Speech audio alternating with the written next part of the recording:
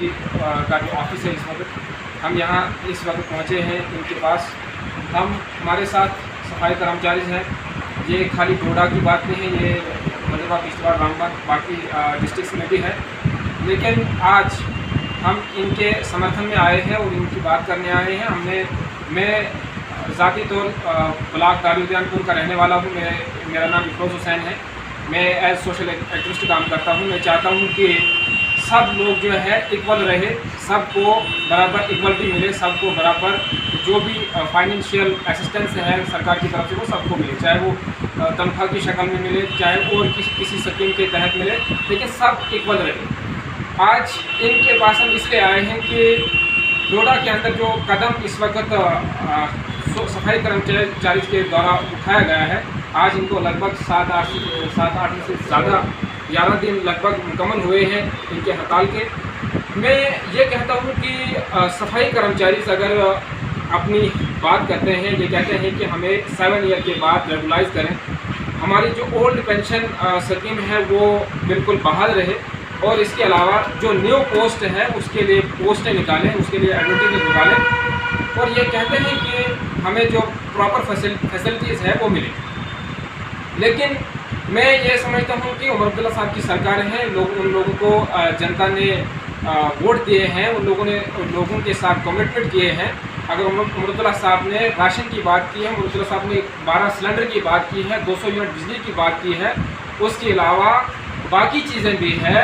मैं ये कहता हूँ कि उसके अलावा अगर इन लोगों ने हेल्थ के लिए इतना सारा बजट रखा, हेल्थ एडवाइजरी सफाई के मुतालिक क्या है इस वक्त, मैं चाहता हूँ कि डोडा के लोग, ख़ास तौर ये हमारे म्यूनसिपलिटी टाउन एरिया के लोग जो है, या फिर गांव के लोग भी जो यहाँ आते हैं, यहाँ सब लोगों को सामने आना चाहिए। मैं बदकिस्मत और बेगैरत समझता हूँ इस अपने आप को और इन लोगों को कि अगर ये लोग इनके साथ खड़े नहीं होते।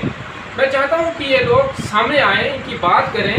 देखो, आपने कोरोना वायरस के दौरान ये कहा कि हम आपको डॉक्टर्स के बराबर दर्जा देते हैं और आपको डबल तनख्वाह देंगे और आपको जो है प्रॉपर फैसिलिटी दी जाएगी, आपके जितने भी रूल्स हैं उनको फॉलो करके आपको बेनिफिट दिया जाएगा।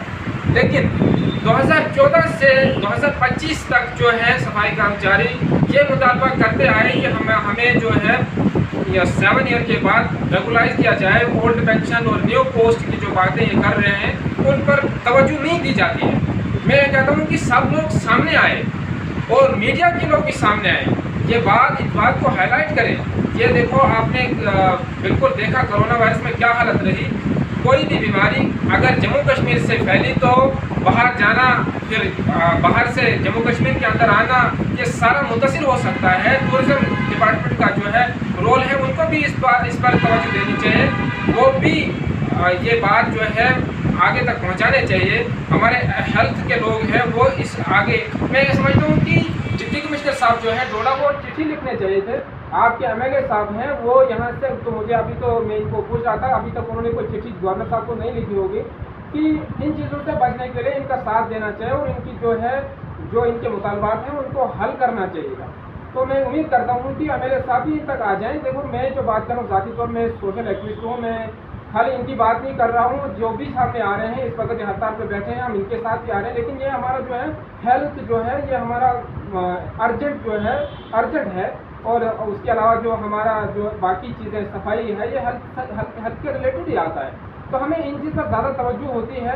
और बाकी पीएचई वाले हैं उनकी भी बहुत ज़्यादा ज़रूरत होती है हमें।